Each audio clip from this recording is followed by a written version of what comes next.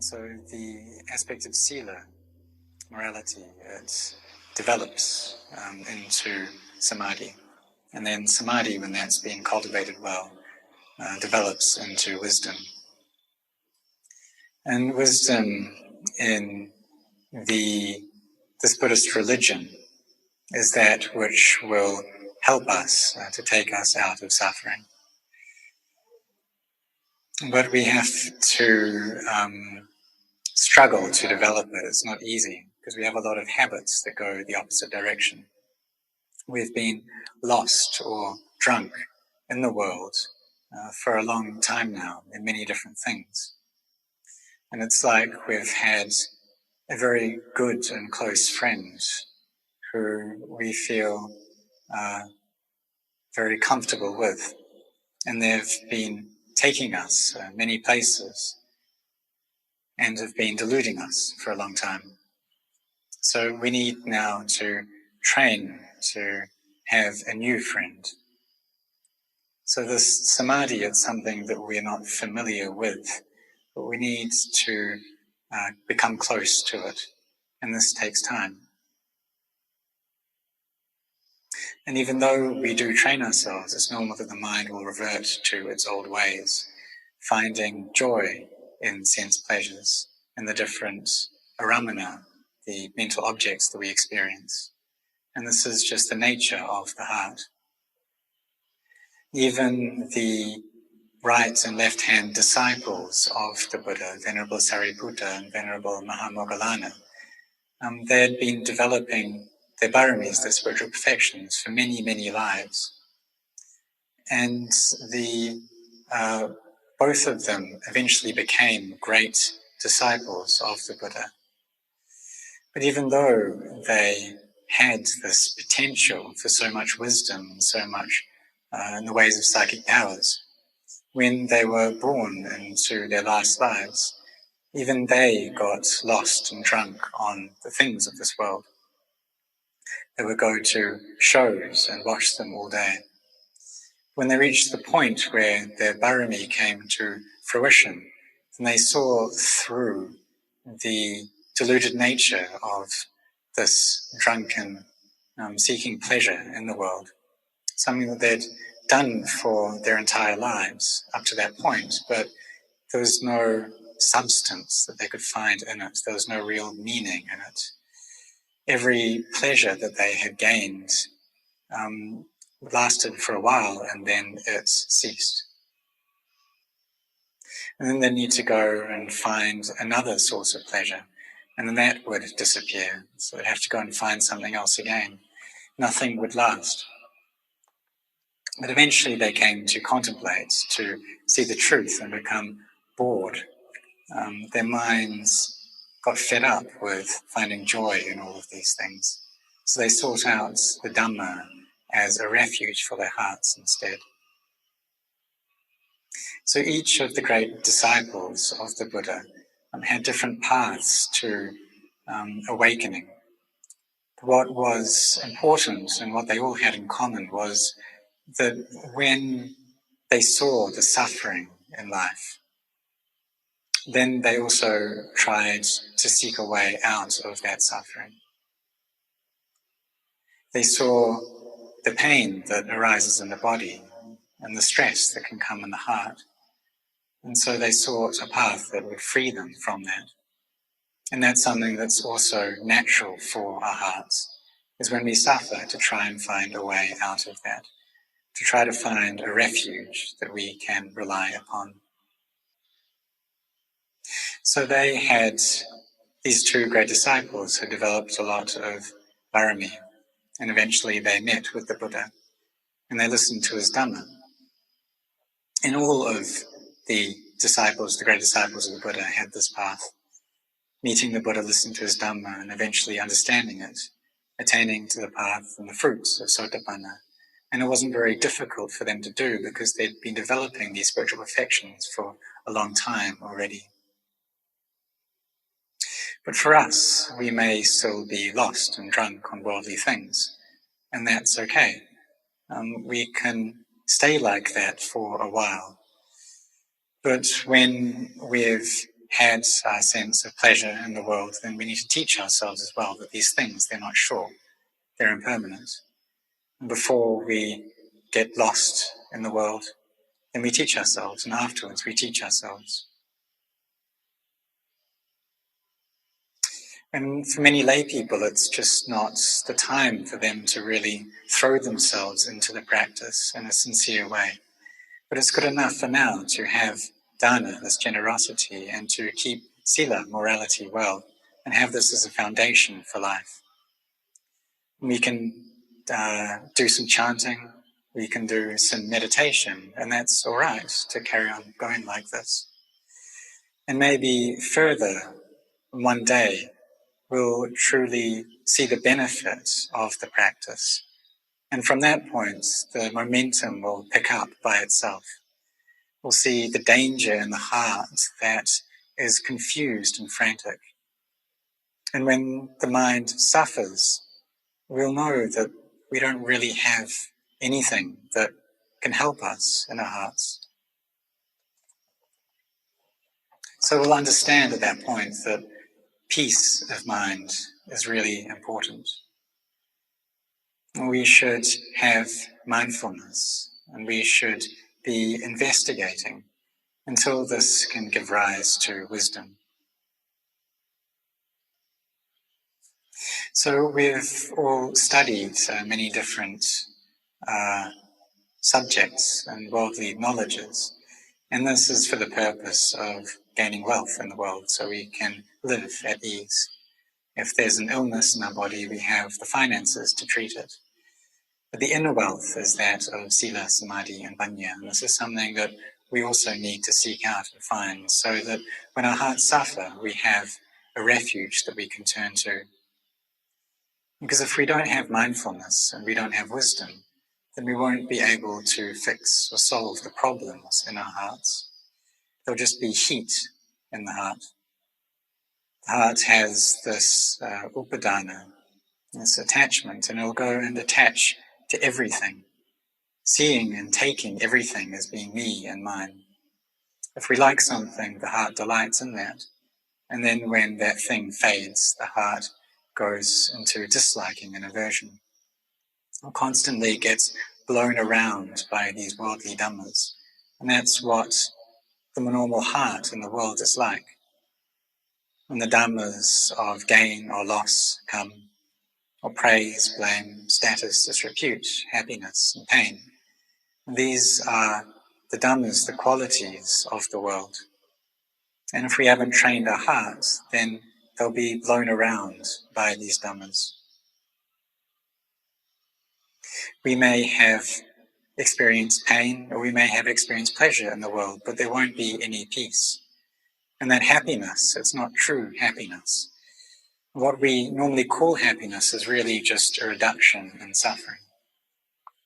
So we need to train ourselves in samadhi so that our hearts can experience a sense of ease and peace. But we don't make ourselves stressed when we do that. We just allow our minds to calm down. Because when we're not intent on watching the breaths, then our minds feel at ease. So when we come to have mindfulness over the breath, we just allow it to carry on being at ease and allow the breath to be comfortable. We don't control it. We allow the breath to come in by itself and to leave by itself and just know it as it is. If there's much thinking going on, then we can chant, or we can recollect some more active forms of meditation. So like the 5 kamatanas of hair of the head, hair of the body, nail of teeth and skin. And we use this as the focal point of our minds. And whatever method is effective for bringing the mind to peace, we use that, but there's no need to doubt over it. We just use whatever works, whether it's one particular object, or we can have 2 or 3 objects that we cycle between in order to bring about stillness. We don't doubt over it. Really, all of these objects, they're okay.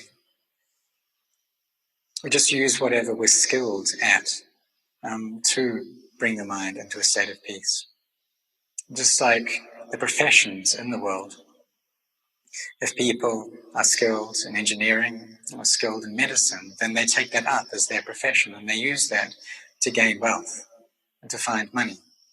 And it's the same with the practice. Whatever object of contemplation we're skilled in, then we take that up. And we can ask ourselves different questions about the nature of our lives, the nature of the world. Ask ourselves these things: are they really permanent? Do they last? Are they stable? We can ask ourselves, this mind that we take to be me, it's my mind, right? Is that something sure? Is it stable?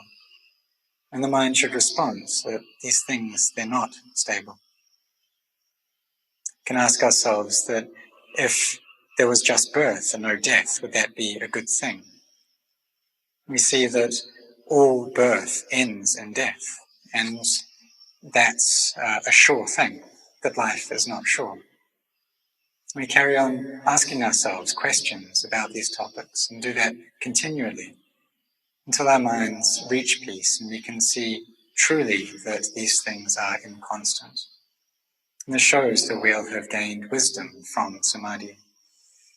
In the beginning, it's just sanya, it's just memories, perceptions that we bring up intentionally in the mind, but as we carry on doing it, it turns into true wisdom.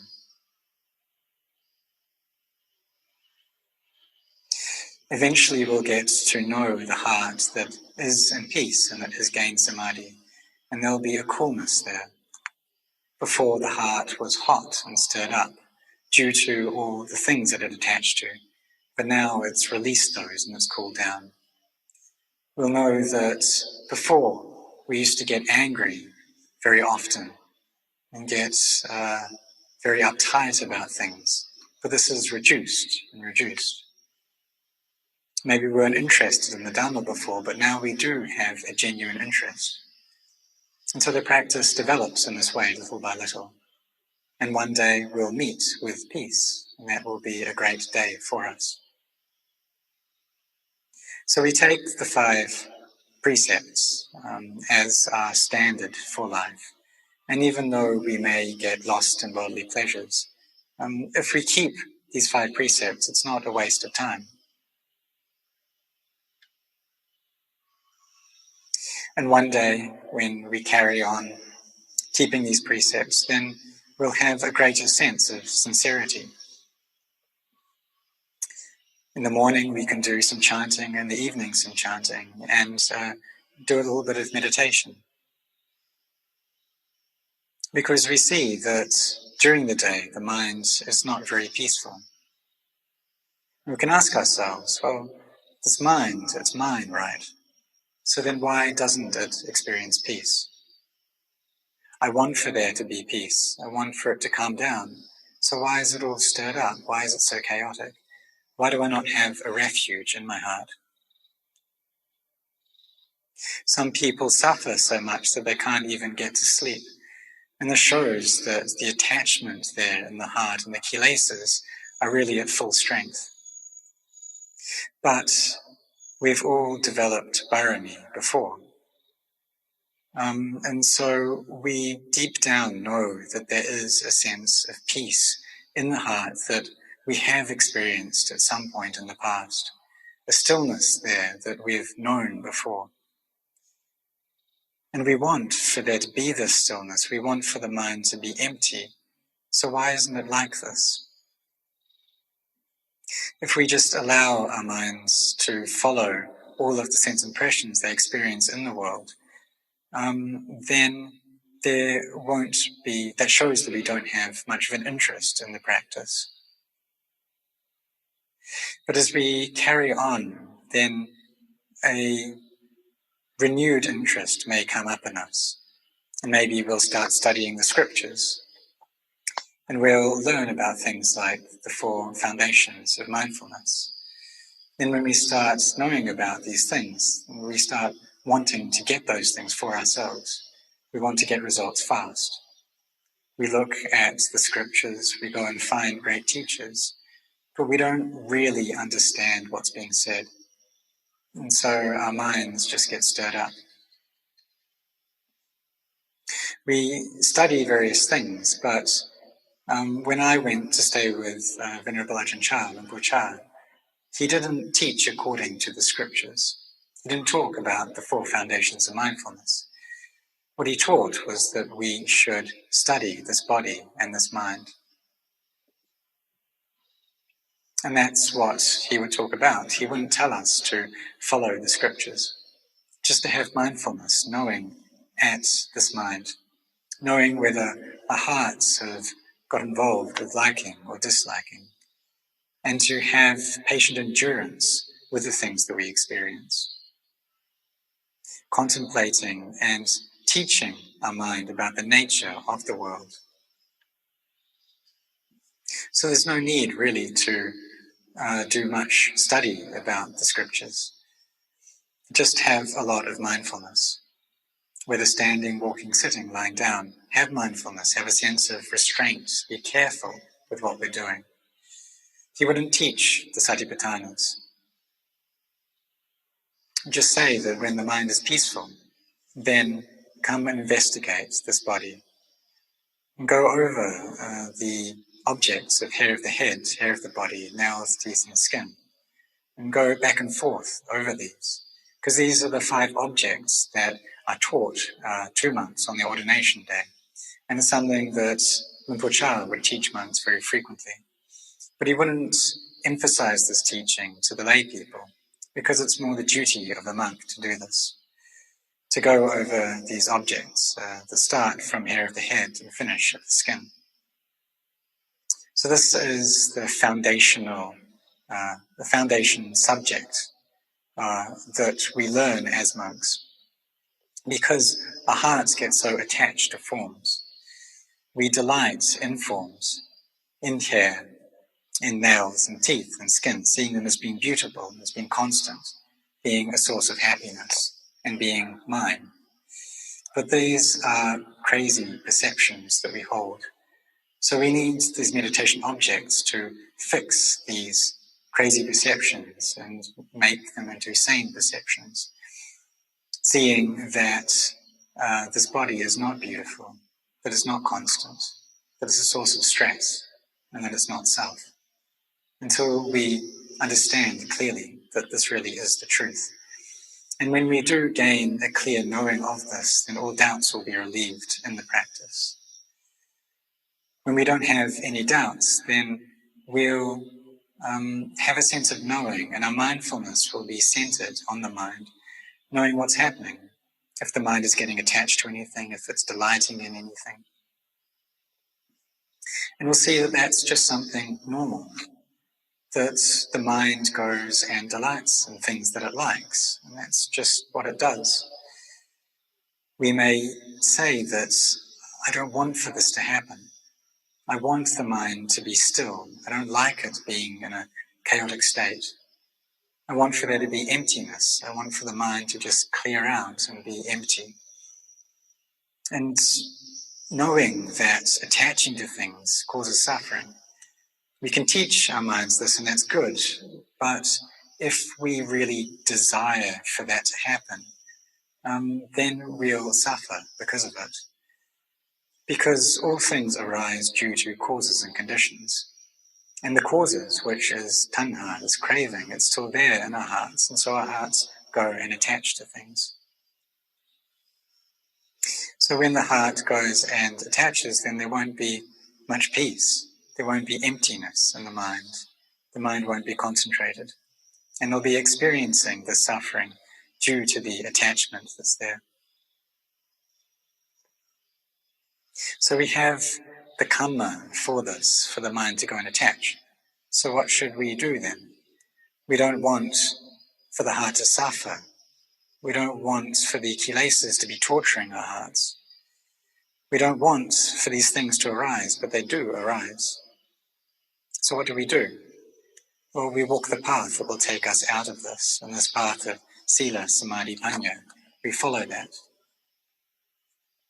As we carry on with it and carry on developing mindfulness over the body and over our minds, then we'll feel a sense of lightness and ease in our bodies and minds.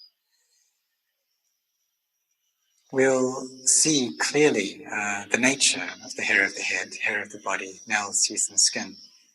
And before, it won't be so clear. Initially, we may want for a visual image to arise in our minds about these things in nimitta, but that won't come up in the beginning.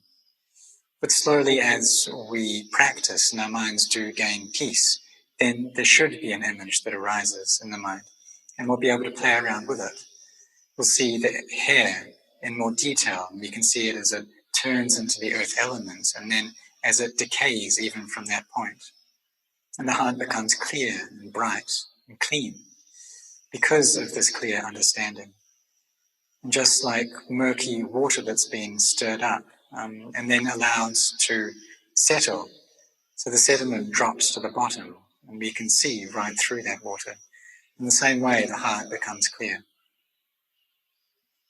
But initially, we need a teacher to guide us, to pull us along this path of practice. And so we carry on practicing without stop. And that's what I did with Luang Por Chah.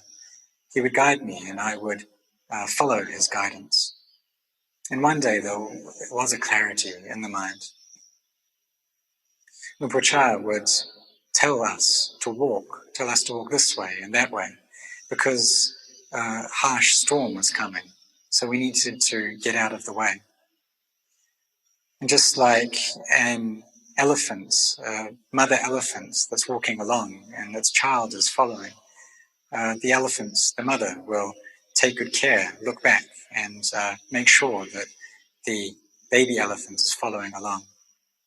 And just the way our teachers, they walk first and they make sure that we're following close behind them. And as we follow them, we feel that Nibbana is really right by. It's right next to us.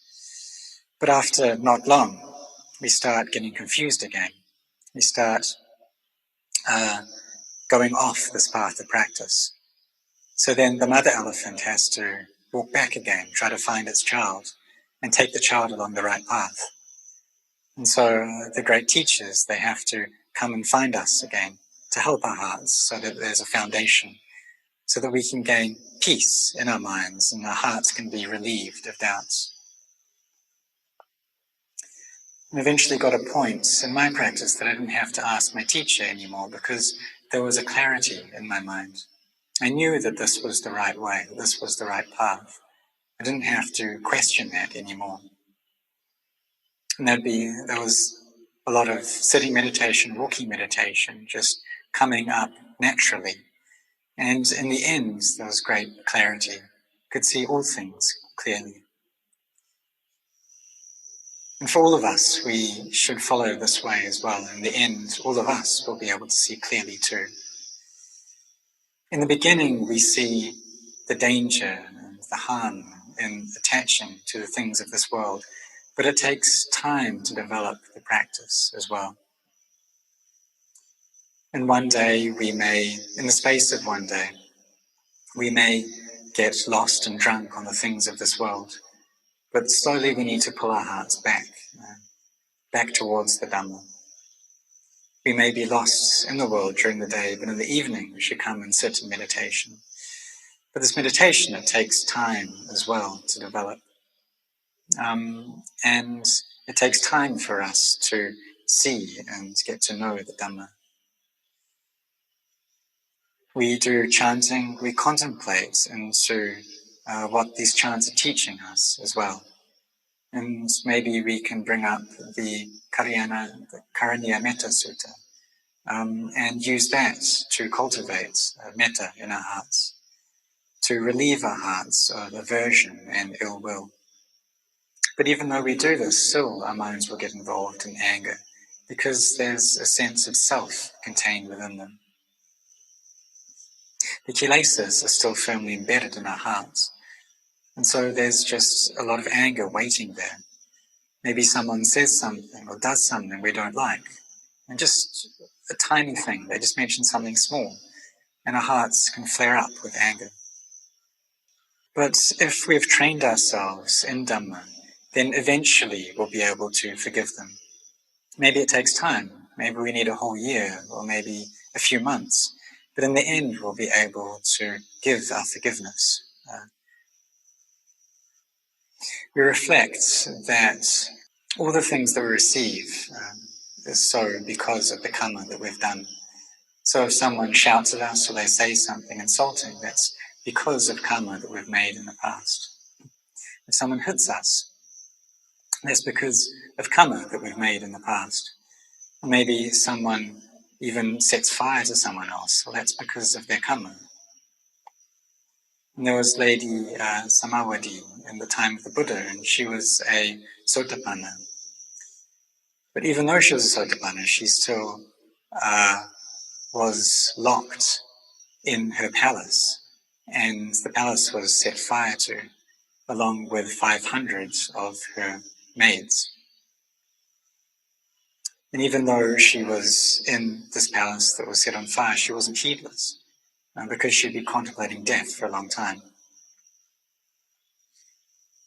So she could accept that this was happening because of her karma. And so she wasn't concerned over her life. She knew that death would have to come to her for sure. Really, she experienced this, being burnt alive, because in a previous life, she had set fire to a Pacceka Buddha. Initially, she was out in the forest during winter, and she was cold, so she lit a fire to keep herself warm. But then she noticed there was a Pacceka Buddha sitting close by, and she realized that lighting this fire was an inappropriate thing to have done, but she didn't want for anyone to know about it. So she also set fire to the Pacceka Buddha. And as a result, she went to hell for a very long time. But when she finally gained a human birth, she was able to reach the stage of Sotapanna. And even while she was being burnt, she could contemplate so that she attained to the level of Sakadagami.